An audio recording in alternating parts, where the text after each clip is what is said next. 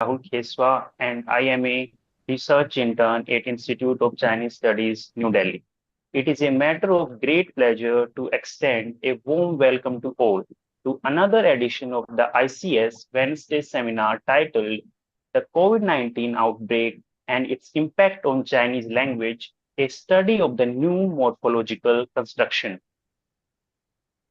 The COVID-19 pandemic was a global catastrophe that deeply impacted human life, relationships, health, and many other aspects of society. In this context, the Chinese language witnessed a significant evolution, with a surge in the creation of new words between December 2019 and December 2021, arguably the most rapid vocabulary expansion in the past century. Historically, languages evolved to meet societal needs, with some new terms enduring while others fade away. A unique aspect of Chinese linguistics is the persistence of historical vocabularies that still frequently appear in modern media. This session will explore the new words that emerged in mainland China during the pandemic and examine popular approaches and methodologies in new morphological constructions. The speaker for today's seminar is Dr. Soumya Nayak. She is an assistant professor in the Department of Asian Languages at the English and Foreign Languages University, Hyderabad. She obtained her doctoral degree from the Center for Chinese and Southeast Asian Studies, Jawaharlal Nehru University, New Delhi. She has co-authored a thousand powerful Chinese lexicon, Understanding China in the 21st Century, also an edited volume titled Discourse on Chinese Language, Literature, and Culture. Her research interest focuses on the evolution and changes in the Chinese language and linguistics. The chair for today's seminar is Professor Sabri Mitra. She is a professor of Chinese language at the Center for Chinese and Southeast Asian Studies, Jawaharlal Nehru University, New Delhi, and she is also an honorary fellow at the Institute of Chinese Studies, New Delhi. She is the author of Chinese Women Writers and Gender Discourse from 1976 to 1996 and Literature and Politics in 20th Century China, Issues and Themes.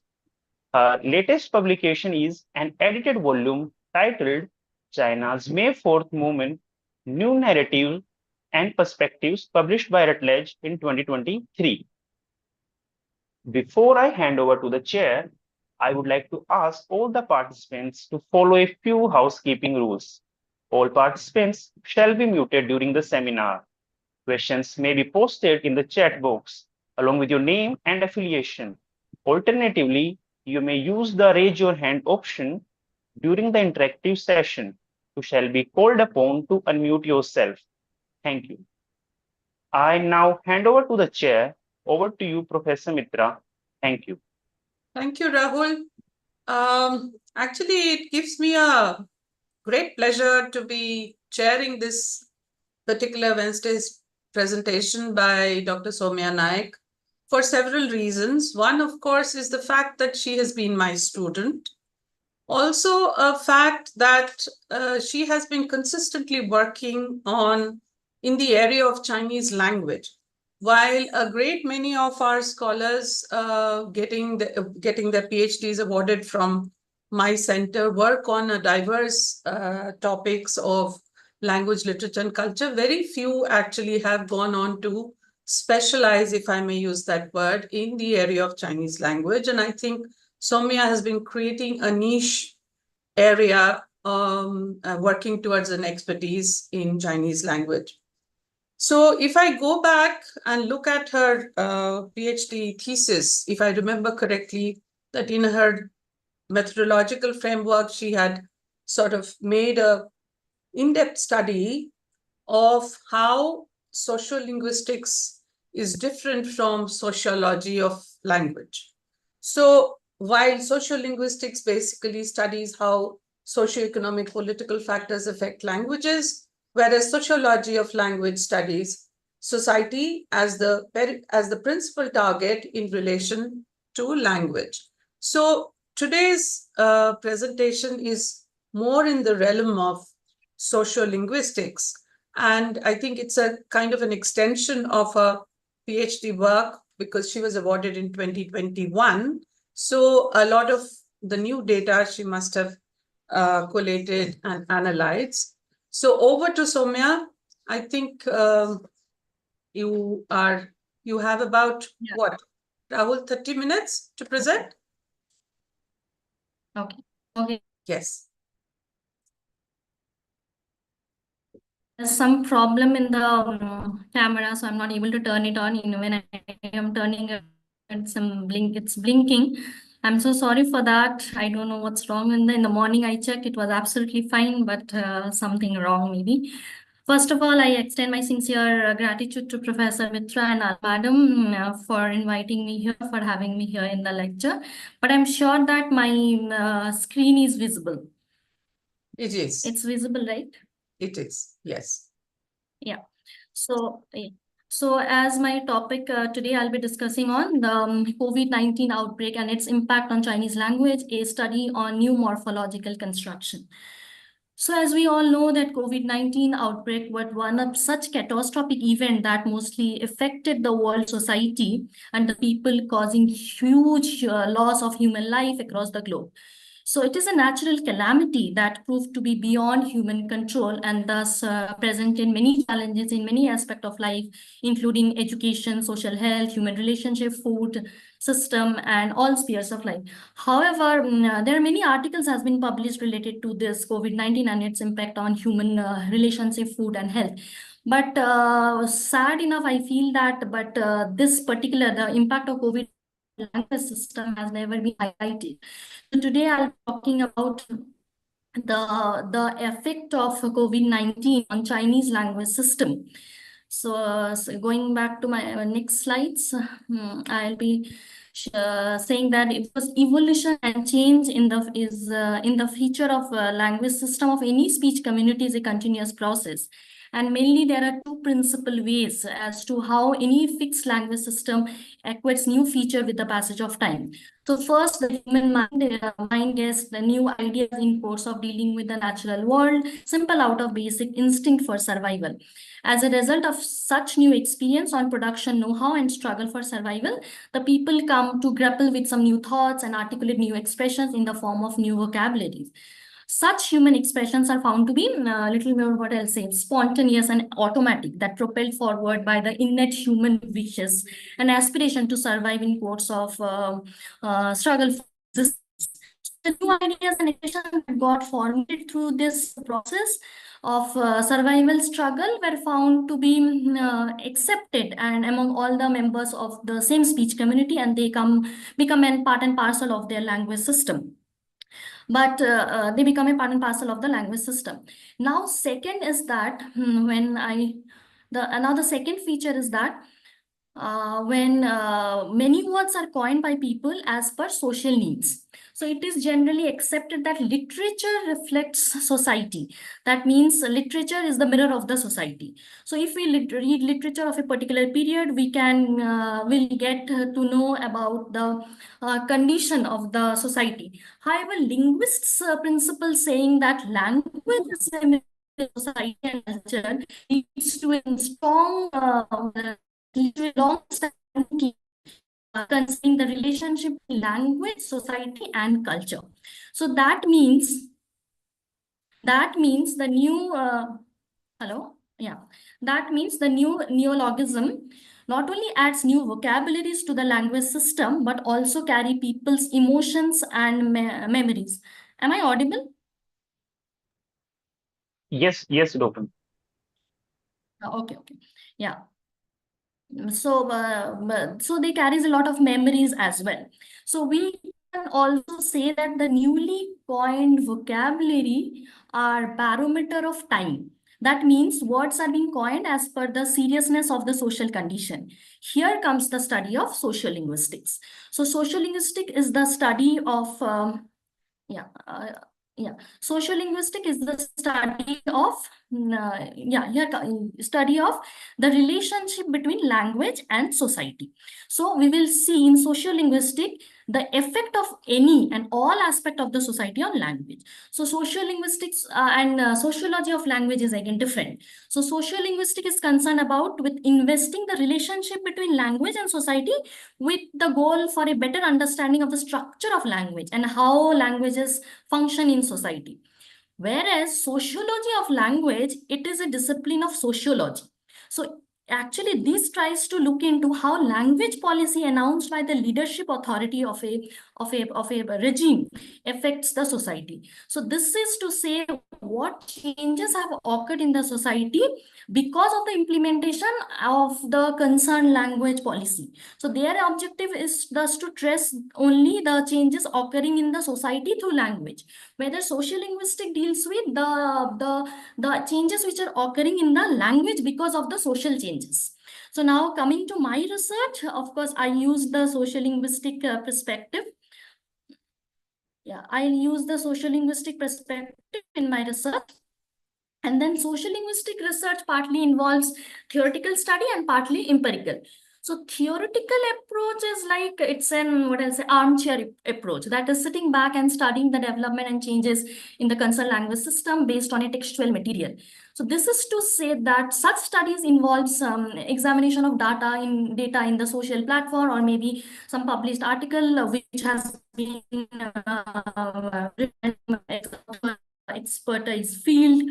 And empirical studies is carried out when researcher directly goes to the field and collects some data and materials on the changing pattern of the geographical dialect or a social dialect of a concerned speech community. So I have used theoretical approach to carry out my research because I did not do field study in this particular research. So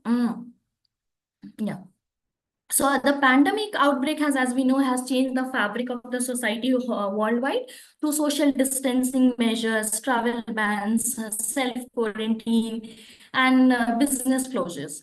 So since people are forced out of public places, much conversation about this phenomenon found to be on social media platform. As language is considered to be very dynamic potential rather than being static, the pandemic has given rise to many new words, phrases, and expression in all languages. So this phenomenon is defined as neologism.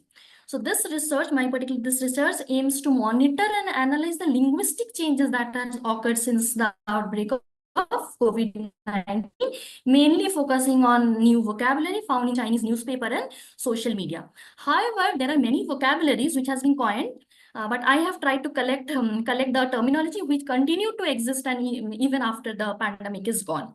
So in late December 19, and that COVID, when it occurred in Wuhan city of China.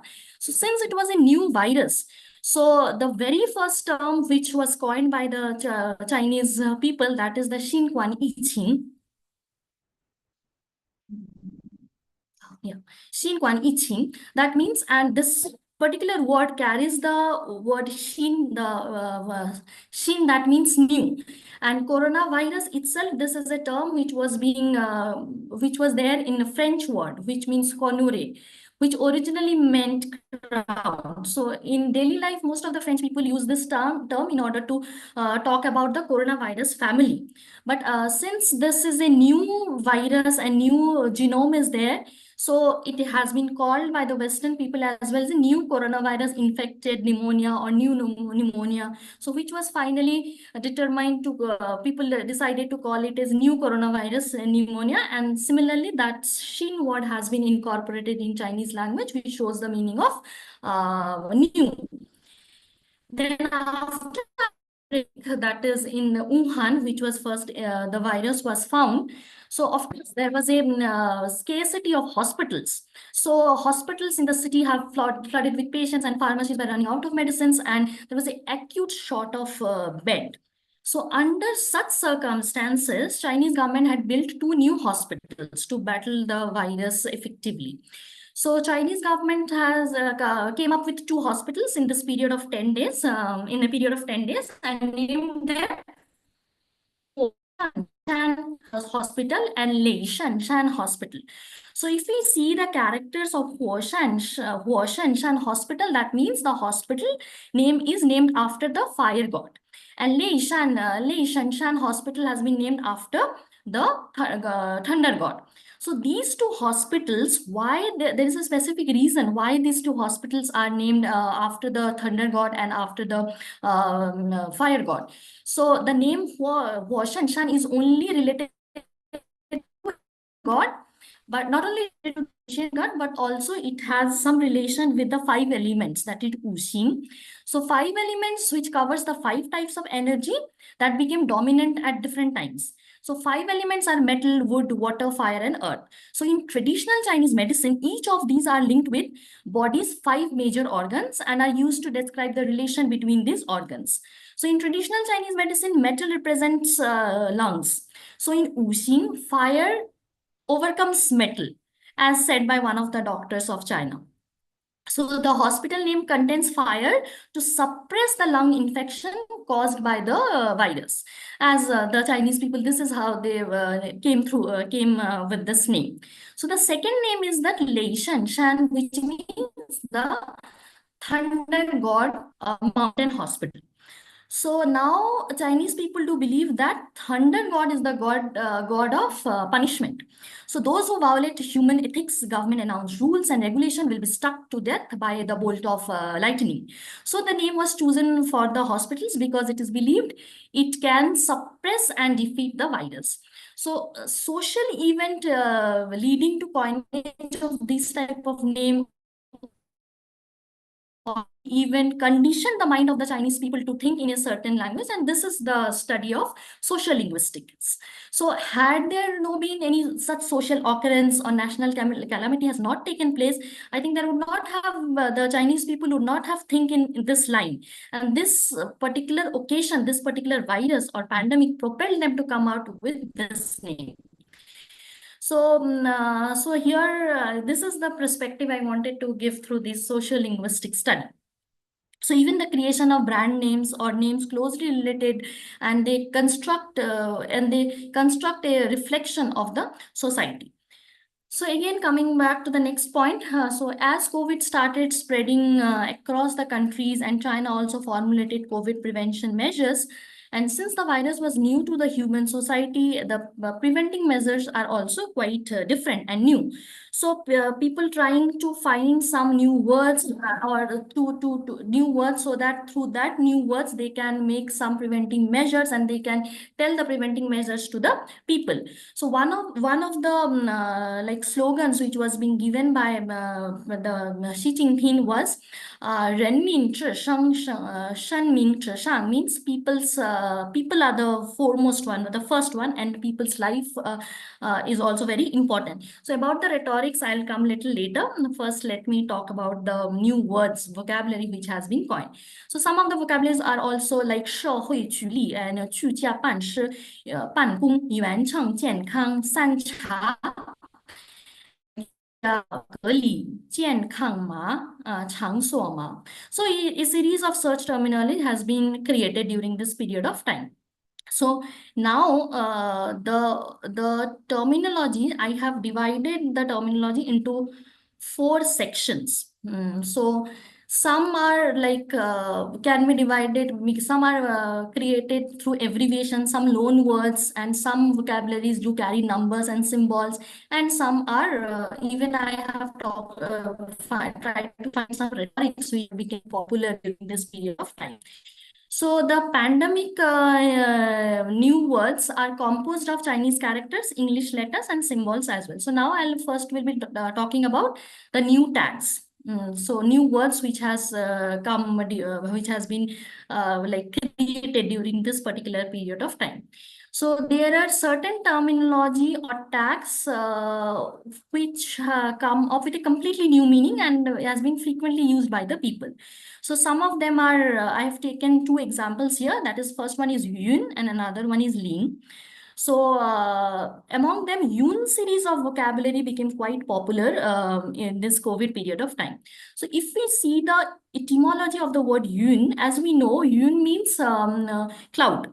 Okay, yun means cloud, but if we see in Shijing, what I have found, yun means to speak, sure, to speak. But and also yun, this character also has been found in name, that is yun, and the yun in a proper name also it has been found. And we understand, common people, we understand the meaning of yun means that water droplets and ice crystals suspended in the air, that is the cloud. And in science and technology, the word yun means, again, the place where we can save data. So that though it's not a physical entity, but yun means the place where we can save data. But in COVID-19, almost there are 40, more than 40 new words with yun as a prefix has been coined by the Chinese people. So first one I'll come with, the first word is Yunqian, who means cloud supervision. So what is cloud supervision?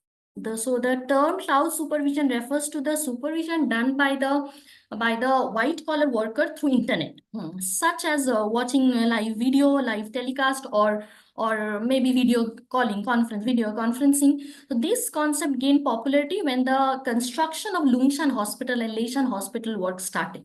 So all the white collar workers involved in the construction work hardly visited the site of construction. On the contrary, they supervised quite well through live telecast. So the next one is UNPA. So similarly, during the time of COVID, as gathering was strictly prohibited as a part of COVID protocol, so most of the universities and schools carried out their graduation ceremony online mode, and e-certificate were being sent through emails. So this concept was popularly known as UNPA. And then we have another word, that is Tritao. That is the cloud supervision. That is maybe it's little different from the online mode of classes, because in Yun Tritao, what the supervisor or the teacher, they used to put the materials in the cloud, and whenever the students have their time, convenient time, they used to go and look into the materials which was being put by the supervisor or by the professors in the cloud. And similarly, Yunkuonian. So since again gathering was not allowed, social gathering, so inviting friends and relatives to celebrate festivals was not allowed. So this particular time, but this did not stop Chinese people to celebrate festivals or any occasion. So this concept of celebrating festival through video conferencing, or through Zoom, or maybe through Weixin, became Yunkuonian. So each family used to cook delicious food or maybe decorate their house as usual, and used to share the pictures of the photo or decoration via phone. So here, the semantic feature of the series of words coined with yun as its prefix is an activity which is done from home using electronic products like phone or laptop. Some cloud series words also existed before COVID, that also is there. But those words were not very popular or not in common man's use. For example, from 1999 to 2005, the cloud computing words we might have heard. So that cloud theory, cloud computing used to appear only in scientific and academic journals. It mainly used to refer computing model and was not related to internet as well. So it was not common man's word at that particular period of time. However, after 2005 or 2008, with the development of science and technology and with the popularization of internet, words like Yun Anquan, Yun Ping Tai, and and some words with Yun also gain popularity. So Yun Anquan means cloud security. That means some information security policy and technology used to secure application or data or infrastructure in the cloud, and cloud, some meaning is there which is related to internet. Similarly, Yunping Tai means cloud computing platform, where services based on maybe hardware resources and software resources are there. So these Yun series of vocabulary became quite popular even after 2010. So after 2010, the concept even gained popularity when it entered common man's life. Like we have Yun Tian Shi, that is cloud television, Yun Pan, and Yun Ting Cha means cloud parking. So Yun television is the concept where we don't have actually the television, but we can access the television serials or movies or games, whatever we used to see over on television, we can access those through mobile phones. And Yuntingcha is the cloud parking. That means when we go to park our vehicle to a particular, like in the malls or somewhere, we don't, there is nobody. I mean, as human beings are not there, but we just have to swipe a card or whatever. There is a small slip that used to come, and then we used to swipe those. So there is no concept of human being in the parking zone in some of the places. So that is the cloud parking. But now coming to the COVID stage, again the Yun word, that is the cloud word, got a new meaning. Since people are not allowed to step out of their house, hence there is no chance of meeting people. So interaction of people shifted from online mode to offline mode. Not only interaction, as I was saying, even activities. Many activities are also carried via internet. That's why Yun Piye, Yun Kuonian, Yun Jian Kung, those words sprang up. And then coming to the next suffix, that is ling, which means zero. So zero word became very popular in late 2020. So the number zero in all culture across the globe is considered to be a negative, meaning wise negative. For example, if I say I scored zero in a particular subject, that means it's negative. So if I say he's zero in a particular field, that means he doesn't know in anything in that particular field. But sometimes it also be understood or translated as many or no. For example, say Ling Feng Xian, that is zero risk, or Ling Kan Ran, that is zero cases, or Ling Chie means zero contact, no contact. Ling Se Wang means zero debt. So in these examples, zero does not carry a negative meaning, whereas it carries a positive meaning. And it thus it's if we say zero true or zero sewang, that means there is no death. So it's a good preventive measures has been adopted by the government to fight against the virus. So this zero meaning has gained a new meaning in this COVID time. So apart from this ling and zero, there are also a couple of vocabularies like cho and chu. So karan cho means the infected person, and yin xing cho is the negative, and yang xing cho is the positive, means the positive person, means who has infected by the virus. Similarly, chu has also gained some new vocabulary has been coined or added to the language system. For example, xiao sha chu, then feng hung chu, and ke li chu means the contamination zone or quarantine zone.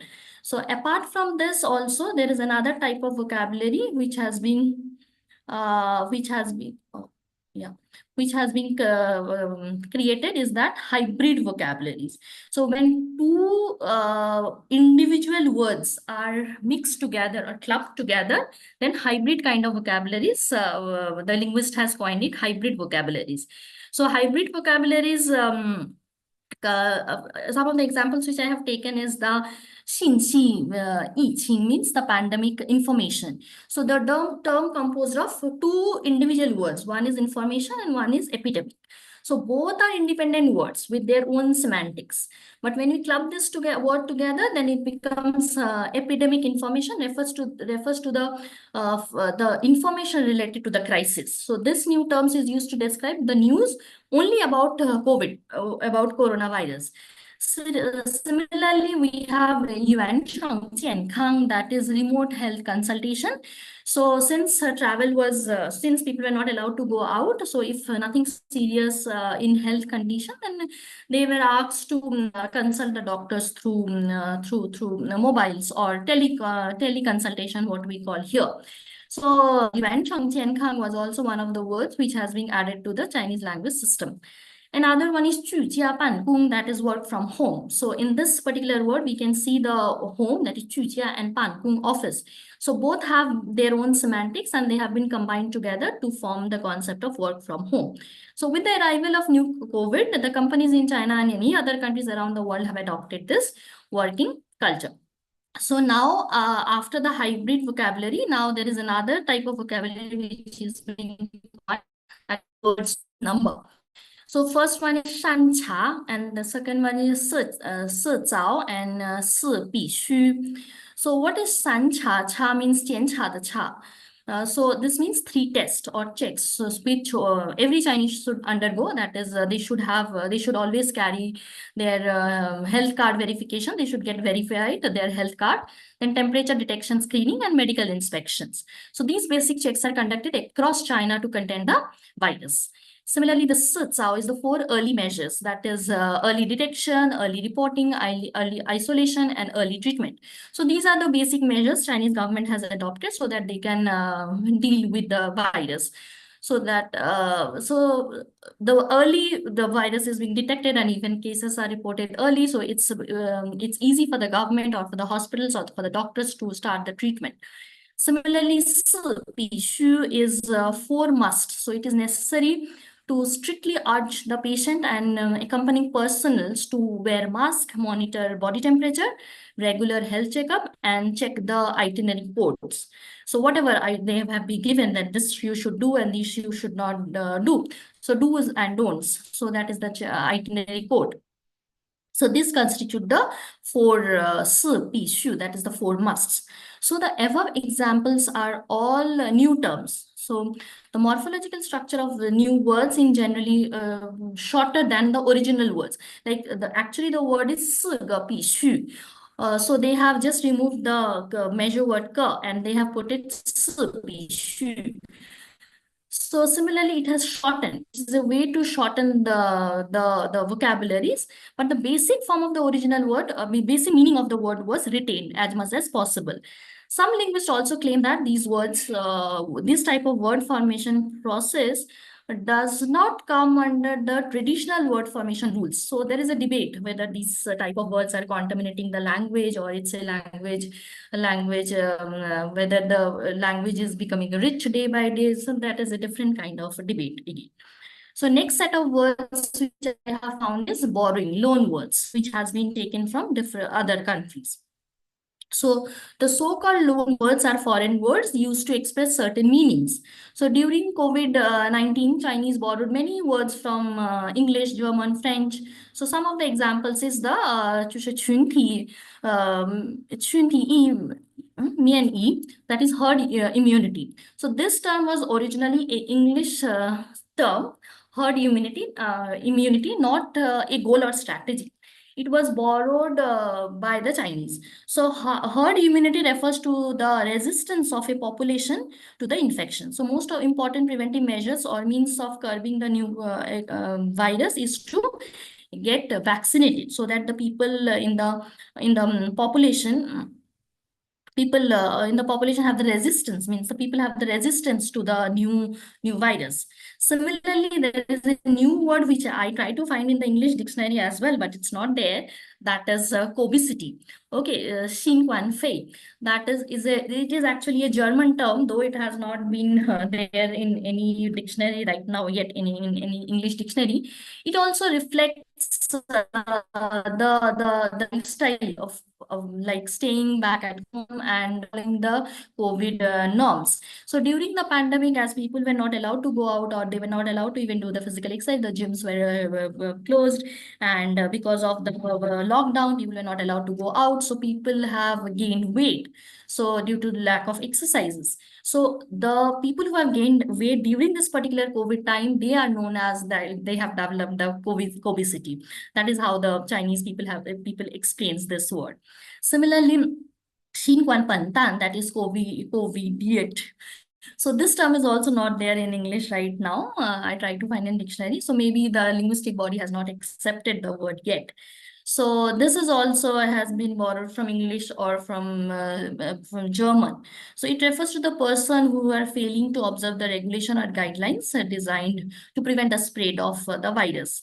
So from the above examples, we can see the new foreign terms can quickly penetrate into every corner of social life in a very short period of time, and it is satisfying the creation of the new words and requirements of the users. So now, this COVID new was in this particular period of time are also diverse in nature. They are not just formed of Chinese character, but also, or Chinese numbers, but also there are few words which I find which also have symbols with them. For example, yeah. So this is a particular word which I have found, that is, I came across n tien plus chia chi plus 7 plus 7. That particular means that from the day, n is the number day when you get infection or you feel like a little feverish or something. From that day plus 7 days, 7 you have to be under isolation, and after 7 days you have to go for this medical test, and after whatever the test is, whether negative or positive, again for 7 days you have to be in isolation. So that particular concept has coined by the Chinese body, and I just saw in one of the newspaper. So in the saying this, I would like to say, so if we see the post-Mao reform period, saw lots of change in the morphological feature of Chinese language system. So if a question is raised about what is technically a word, so the answer will be that words are nothing but a cluster of sounds with some meaning arbitrarily attached to them. So they are thus the outcome of combination of number of sounds and technically known as phoneme, which is regarded as the smallest in unit of any language formation. Hence, the scholar R.A.D. Forrest, has observed that the first step in studying any spoken language is to determine the phoneme. So, based on this consideration, this n plus 7 plus 7 word, whether it can be considered in a, whether it can be, will fall in a traditional language formation process or not, that is a question. But we have seen such words before also. For example, karaoke, that is karaoke. There also we have seen the word okay. So some people have also, some linguists have said that this is also have deviated from the traditional language formation process. So there are some debates, but yeah, whether technically or whether actually it will be incorporated in dictionary or not, that I would like. So now I'll be talking about the rhetorics or slogans, or in the form of rhetorics. So, so all these words which I have talked about right now, it's social words, or maybe created by the common people. So the contribution of common people in adding new vocabularies to the language system is immense. However, slogans to spread awareness and for by the leadership body, and it added some more new expression to the Chinese language system. So slogans and rhetorics serve as an important tool for mobilization and propaganda and ideological dissemination in China. Throughout Chinese history, we have seen political leaders have utilized slogans as the means to consolidate power, or to inculcate some ideas, revolutionary ideas, or to shape public opinion, and this time to spread or disseminate the awareness and precautions. So slogans or rhetorics are the words or phrases that briefly expresses the message which an institution wants to pass it to the common people. So it is a unique way to grab people's attention and convey the message to common people effectively, and make them understand the adverse consequence if they violate the well-formulated rules and regulation or policy measures. So I have divided the slogans broadly into 5 sections. So first is advice in the form of slogans. Next one is slogans for action and slogans for propaganda, slogans in the form of warning, and slogans which will scare people. So first I'll be talking about slogans in the form of advice. Yeah. So first slogan which we can see in the picture is that 外地会来莫乱逃专然言非言不得了. That means if you are coming back from some other countries, so don't move here and there, don't go here and there. So be in isolation, be in quarantine. You have to go through that quarantine process. If you don't do that, then what will happen? Then your lungs will be infection. You'll get the infection and you can never be cured. It's hard to cure. So this is a advice slogan which which the Chinese government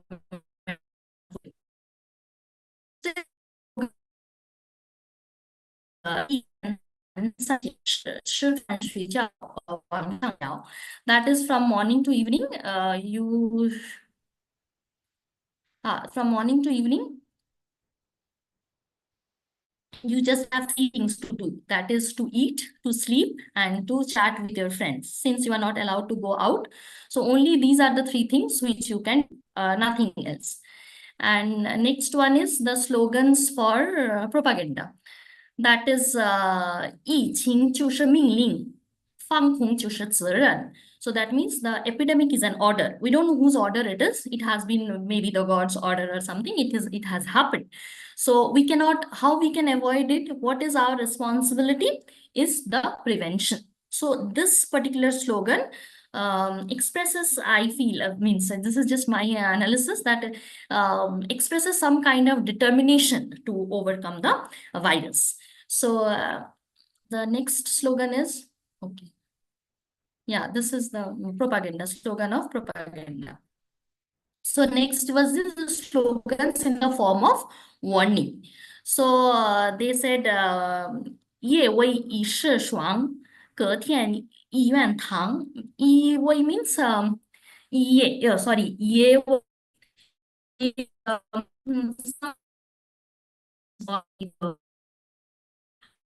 you should not COVID period of those people, but the period of time in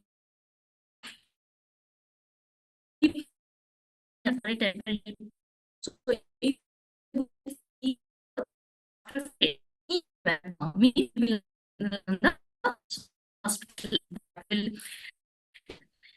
so this is to one push out.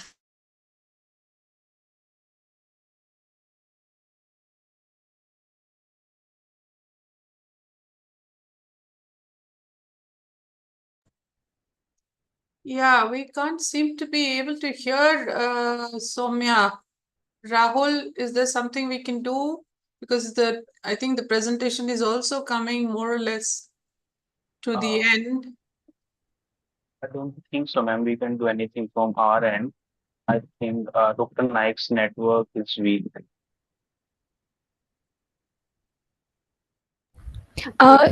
Yes, Professor, we are calling her because she has Yeah. logged out from the meeting. If you can call her and find out if she's able to join back, then we can wrap it up in the next 2-3 minutes and then open it up for discussion. Yes, Professor, we are just calling her. Right. Let me know. Yes, thank you.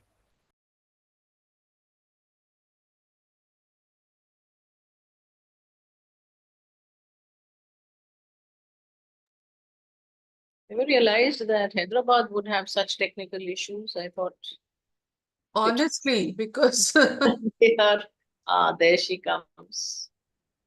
All right, let's hope. but connectivity, we are all hostage to connectivity these days. There's no guarantees whatsoever.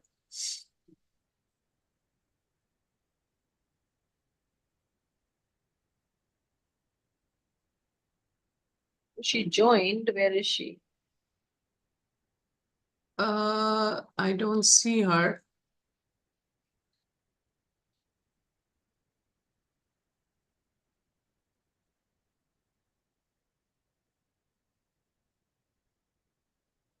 Can somebody get onto the phone with her? Somebody did. Somebody was trying to. There, she's joined. Says, all right. Here we Yeah. Soumya, will you, I mean, I think next couple of minutes, please wrap it up so that we can open it up for question answers. Can you hear me?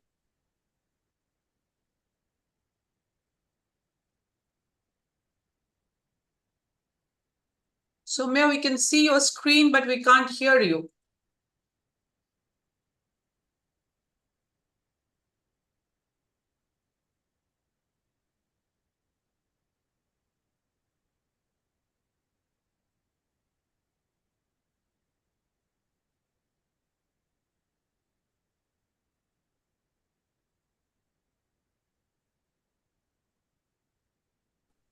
Yeah, I was not able to unmute myself. Okay, so yeah. yes, please continue, and perhaps you could wrap up in the next few minutes. Okay, ma'am. Okay, yeah. Yeah, so the next I spoke till I think slogans of propaganda. I don't know when I got disconnected. Yeah, so let me start from slogans in the form of warning. So one of the slogan I'll just read out since we are running short of time. So 要想活得久，不要到处走 means if you want to live longer, so you just cannot run here and there. So this is a type of warning which was being given, it's type of warning in the form of slogans. So next one is slogans to scare people. That is 今天上门，明天上坟 means if you go out today, tomorrow you will be you have to go to the graveyard. That means you might get infected, and then that will lead to another kind of disaster. So these are the type of slogan which was very popular in the time of COVID. So with this, I'll conclude yeah. So this is the slogans on the banner, which was widely used, especially during this particular period of time in the villages to curb the virus. So the language used in the slogans are easy to understand, and rhetoric or slogans is an art of using the language to pursue, motivate, or to inform people. So it can be used to mobilize people to meet challenges and improve life. So hence this epidemic neologism includes rhetoric pattern. So all these above discussions so that the language never remains static, it keeps on changing. And as the human thinking keeps on changing with the change of socio-cultural environment of the society and people, new terms and expression also evolve and become popular. So it may be noted that Chinese society has been changing rapidly over the years with lot of Correct. ये सब ये a lot more and more interaction with the foreign culture of different world society. So if its effect on the language speakers, so all these changes in the language systems are maybe likely to form a new which researcher and student can look for. So here so I'm done with my presentation. Okay, thank you, Soumya. I think it was an extremely interesting presentation. Unfortunately, as I was saying, that we were hostage to connectivity. Just when she was making absolutely interesting points, that is when we could, a lot of times, did not hear her. But I think she has set us thinking. And I would now like to open it for question and answers. Are there any questions in the chat box, Rahul? Yes, Professor Mitra, there is one question by Nishit Kumar to Dr. Nayak. He is asking, has the COVID-19 pandemic led to any significant shifts in the way Chinese grammar is used, or have the changes been mostly lexical? Have Chinese language textbooks or curricula for Chinese and foreigners been updated to reflect these new linguistic changes? Any other question in the chat box? No, not as of now. Okay, so we will, Soumya will let you So answer that. coming to the grammatical portion, because grammar, looking into the grammar of any language, it takes a lot of time to change the grammar.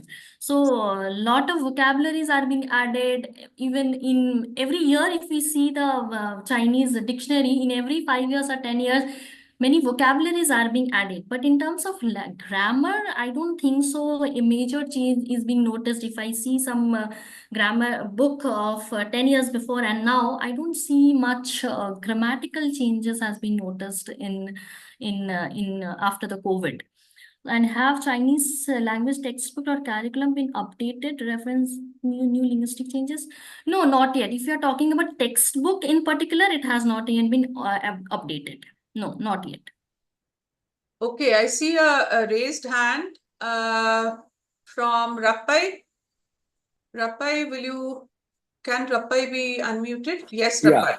Yeah, unmuted. Thank you, Sabri, and thank you, Soumya. I have just a query. Yes, It is first of all, I appreciate the work done by Soumya, and appreciation to a teacher also. The basic thing I wanted to know, during the COVID, people were using the online and mainly telephone and social media. yes, sir. So how much was the time from social media to the newspapers?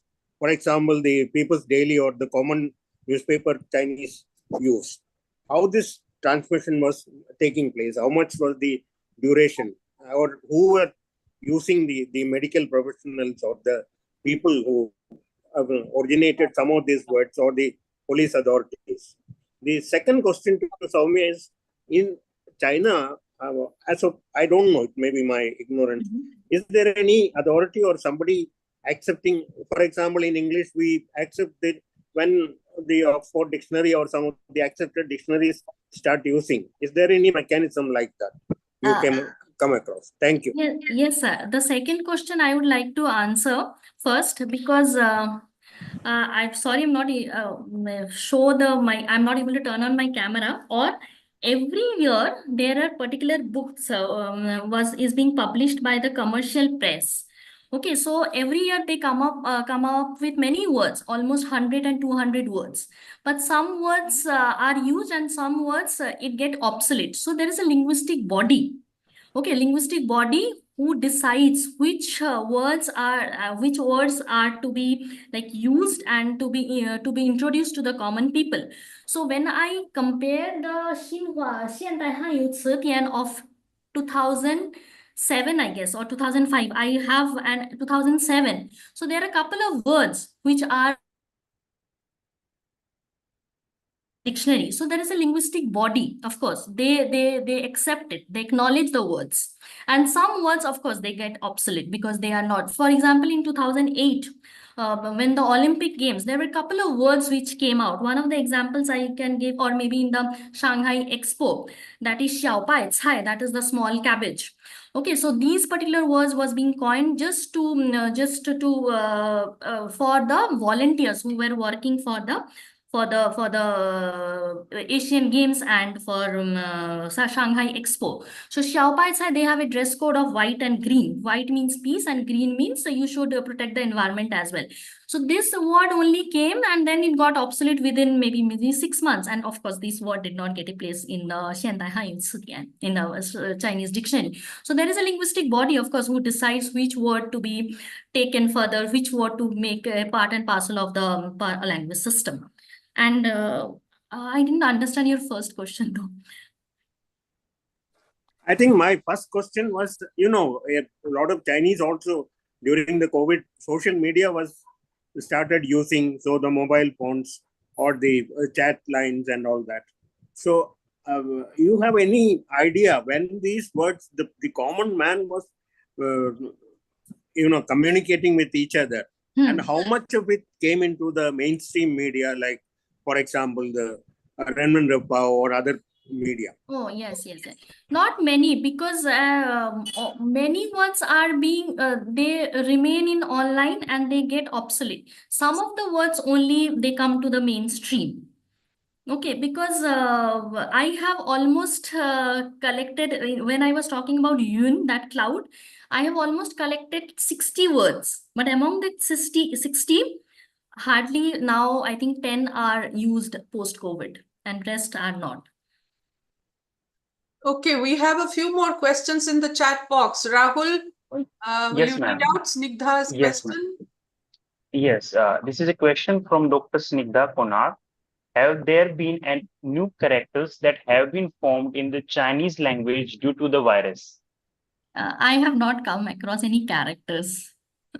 And then there is another question There are two from, questions there, Rahul. One yes, is ma'am. from Professor Manoranjan Mohanty, the other is from Dr. Vidyut Mohanty. So maybe you could read them together. Yeah. So the question from Professor Manoranjan Mohanty is, out of these expressions, what kind of words was more easily accepted by people than others?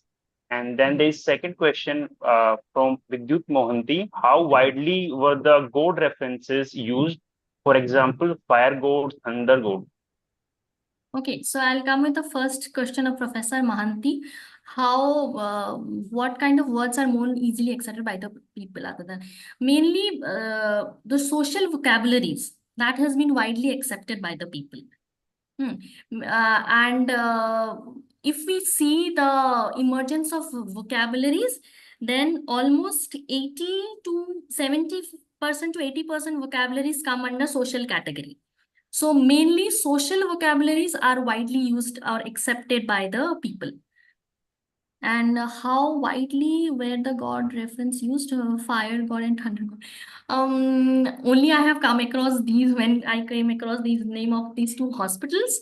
I have just come across. I am not sure about thunder god, but of course fire god because it is related to the 5 elements. So maybe this is but bit popular than the thunder god. Okay, so any other question from anybody else from the audience? Priyanka Kesari has a question? No, thank you for this interesting. Okay, it's a comment and a thank you. Anybody else?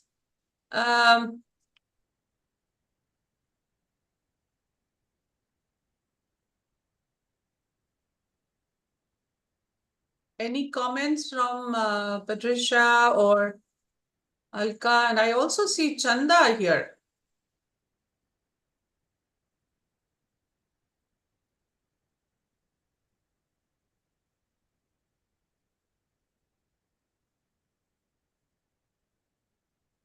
So, do we have any other question in the chat box, Rahul, or any raised hand? No, Dr. Mitra. So, I have a kind of a question, not really a question, but Yes. I was wondering if this is a kind of a follow-up on what you were working on for your PhD. Yes, yes. So would you at some point, are you planning to publish your thesis? It will be a very specialized area, of course, but anybody who is interested in the Chinese language and the way it has been evolving, really the sociolinguistics aspect of Chinese language and society. So they would be rather interested. So any plans of getting them published in future? Yes, ma'am. First of all, since I got an opportunity to present it here, so I'm trying to frame an article on the vocabularies which has evolved after the COVID. And then maybe I'll come up with, and then of course, even I can club my PhD work with this and can continue from till 2024 or 22, something like that. Yes, that is in my mind, but yeah, it will take some time maybe. So to clarify, in case, I mean, the congratulations is not only due to me because I thought of inviting Soumya for a presentation, but also due to Professor B.R. Deepak, under which whose guidance Soumya has worked. But I should also mention that Soumya is a second generation sinologist, and we therefore hope that there'll be a lot more interesting work to be coming in future. So are there any more comments? Can I have a word, Sabari? Yes, yes, please. Yeah, I think Soumya is my teacher's daughter. Oh. Yeah. Anyway, that apart, because I wanted to know from Soumya, is she following the technological terms? I think an area where a lot of, for example, I was trying to follow. I don't follow that much Chinese, but the Chinese follow AI very closely. Even Yes. yesterday, when the meeting they were there, they are following. So, is she keeping a tab on the new emerging technological words? How the Chinese is adopting it on a day-to-day basis? Technological words, Especially- actually, yeah, I mainly look into political things, political rhetorics and political things, and mainly social vocabularies. That's- But Okay. yeah, but it will be interesting if I can, look into this technological part, which I have not because done. technological with Yes. the developments in words, I look at a lot of new terms and usages are coming with the AI and the pilotless planes and stuff like that. Right, right. Thank you. I'll try to look into that aspect as well. Okay. Thank you, sir. Thank you, sir. Well, in fact, the Chinese are using AI with a vengeance. And I think the usage of AI, when we look at the way AI is being used in academic research or any such area, which actually has a bearing on the on language expression, linguistic expression. I think from that perspective, it would be very interesting to see how AI is, impacting, or how AI is getting impacted by any policies that relate to the language in the near future or in distant future. Because language has been in the discourse in the official discourse through the 20th century and into the 21st century of China. So with those words, I think Patricia has a Patricia has. Is there a question, Patricia? Oh, yes. Yes, Professor. I'll read it out. The question is from Professor Patricia Broy.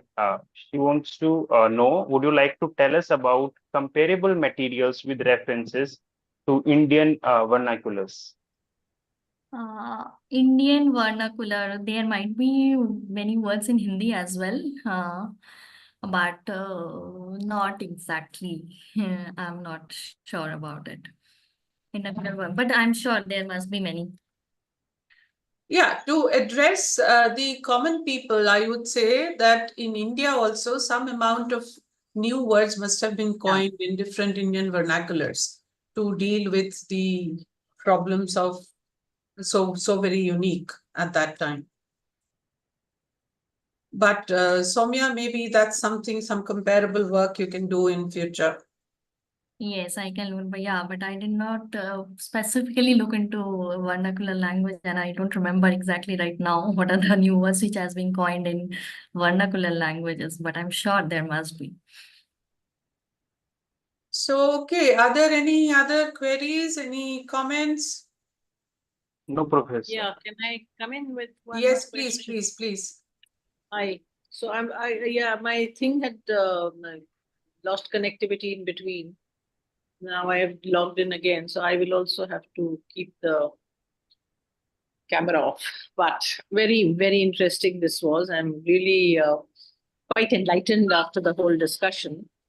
My question really pertains to the fact that even as we see this large number of, let's say, words coming in, new words being coined, they having specific references in the social or medical or people's daily lives situations, finding resonance in the kind of situations they were put in. All this is happening, and yes, I mean, a whole lot of things become part of the daily discourse.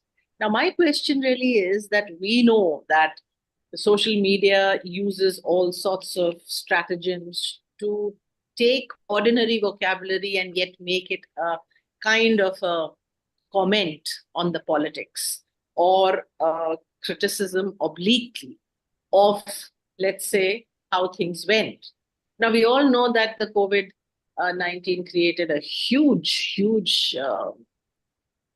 problem in China, and a lot of criticisms came out about how the leadership handled it and the kind of repression that happened with the total lockdown.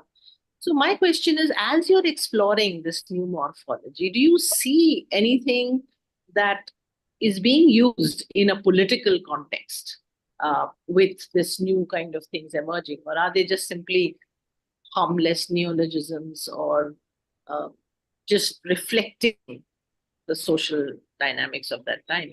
Does it have a political dimension? That's my question. Yes, I am sure there might be many vocabularies which were being coined because people at certain point of time, they were a little upset with the COVID rules and regulations, and they must have come with many vocabularies in means which might go a little against the government. But I have not looked into any such vocabularies yet. Here is another question from Patricia saying that many of the examples cited seem to be slogans, as it were they really part of regular speech? No, the first one which I said, that was a part of the speech that is given by Xi Jinping in the year 2021, I believe. But the rest are a part of those are just came in the form of posters. So the very first one of the slogans, that is, let me read it out. I think that is Renmin, that is people's life first, and that is a slogan which, or a speech Xi Jinping pronounced it when he was delivering a talk in the year. No, I think what Patricia is talking about is not speech of not political speech. Okay. What she's talking about, regular speech, meaning was there in the regular vocabulary, regular usage in society.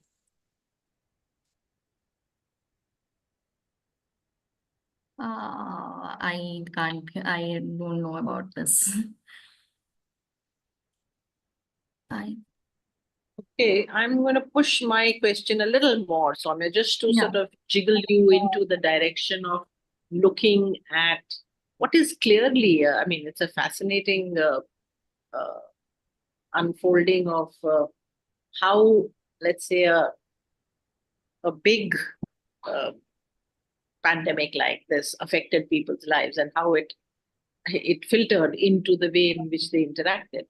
But you studying the language, you must be aware of the fact that language is used very cleverly by the Chinese people to make their criticisms. They make their oblique references to what they feel are injustices or problems.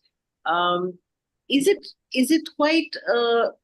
it possible really to separate what you can see as very obviously critical kind of aspects of this new morphology that is happening? I mean, can you actually sanitize the politics from new coinages? That's what and if it is possible, then have you been engaging in such a sanitizing?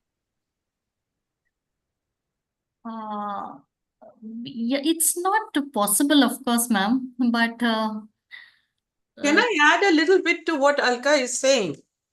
While Soumya's focus has really been on the coinages that are in the public domain through the official channels, I think before that, in the first part, Alka was saying that what was happening in the social media.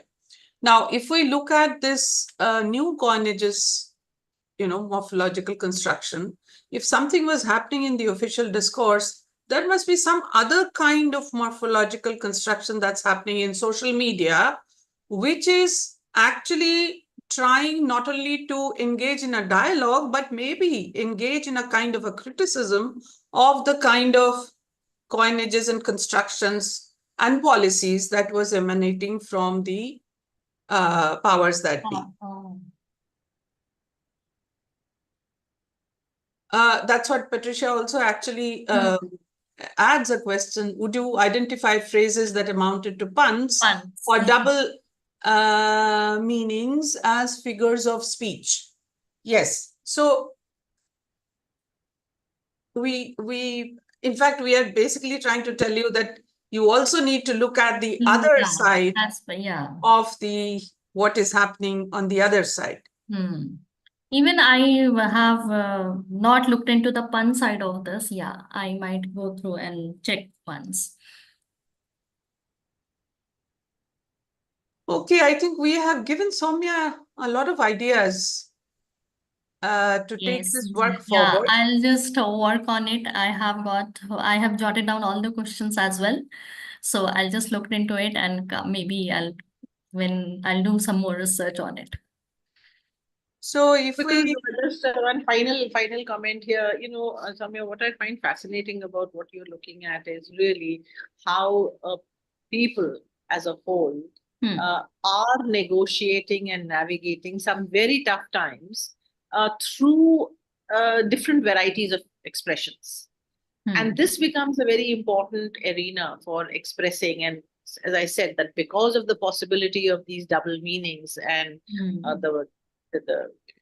we are told that it's always a kind of a cat and mouse game going on between those who are trying to control oblique criticism and those who are trying to find ways to get around it. So for me, the pandemic, and why it is interesting, the pandemic becomes such an important phase where there was this huge outpour of resentment and anger at the way things panned out. And therefore, I find it impossible not to see it being reflected in some degree of criticism or even the use of language to express that kind of discontentment or even sorrow. So I think you would need to really bring this into it to make it a much more comprehensive analysis. Yeah, sure. I'll look into this aspect. Thanks, but it was very interesting. Thank you. Thank you so much for the valuable comments. I'll try to look into these aspects and maybe I'll do a little more research on it. Thank you so much. Thank you, everyone. So shall we then, if there are no other questions or comments, shall we wrap it up? So Soumya has finally shown her face one more time. But it's not working. The point is that I won't constantly trying. But No, that's okay. That's okay. So over to you, Rahul, for wrapping this up. Yeah. Thank you, Chair. I seek your permission to formally bring an end to today's session. Yes, please. Go ahead. With this, we come to the end of today's seminar. We thank Dr. Soumya Nayak and Professor Sabri Mitra for gracing today's seminar with their presence and for giving us their precious time. We also offer our gratitude to the audience. The video for today's discussion shall be available on the ICS YouTube channel. We would like to invite you to the upcoming Wednesday seminar scheduled for 18 September 2024. Further information regarding the event can be found on the ICS website. You may also subscribe to our newsletter for regular updates. Thank you for joining us today, ladies and gentlemen. Thank you. Thank you so much. Okay. Thank you all.